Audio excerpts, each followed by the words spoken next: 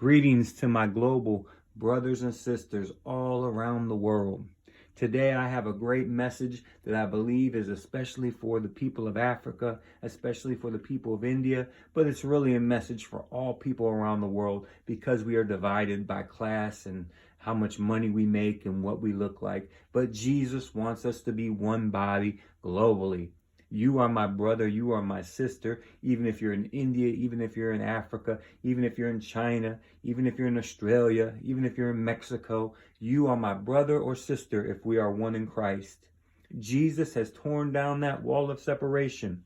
In Colossians chapter 3, verse 11, the scripture says, can't be Jew or Greek, bondservant or free, but Christ is all and in all.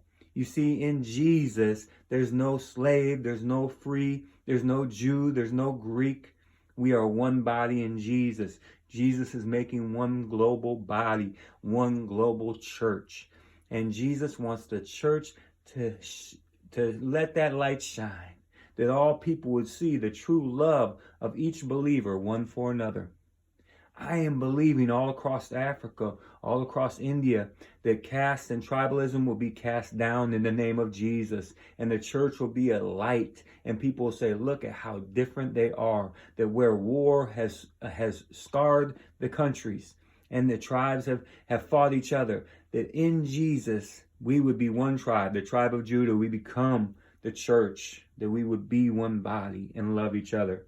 Jesus touched on this in the story, the parable of the Good Samaritan, in Luke chapter 10, verse 25, and I read,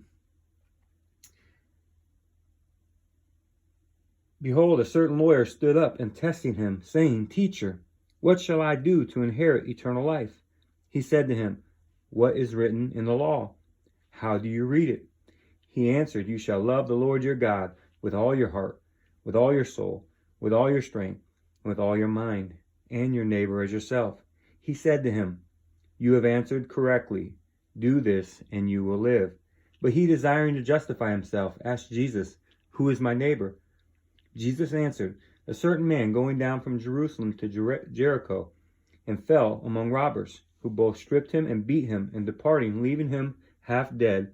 By chance a certain priest was going down that way. When he saw him, he passed by on the other side. In the same way a Levite also, when he came to the place, and saw him, passed by on the other side. But a certain Samaritan, as he traveled, came where he was. When he saw him, he was moved with compassion, came to him and bound up his wounds, pouring on oil and wine. He set him on his own animal, brought him to an inn, and took care of him. On the next day, when he departed, he took out 2 denarii, gave them to the host, and said to him, Take care of him. Whatever you spend beyond that, I will repay you when I return. Now which of these 3 do you think seemed to be a neighbor to him who fell among the robbers? He said, He who showed mercy on him. Then Jesus said to him, Go and do likewise. You see, Samaritans and Jews had no dealings with each other. That's recorded in John chapter 4, verse 9. But Jesus said the one that shows mercy was the neighbor. Jesus tore down that wall of separation, and it is my prayer that the church in these last days will tear that wall completely down. My church is very multicultural, but I can't say we're perfect.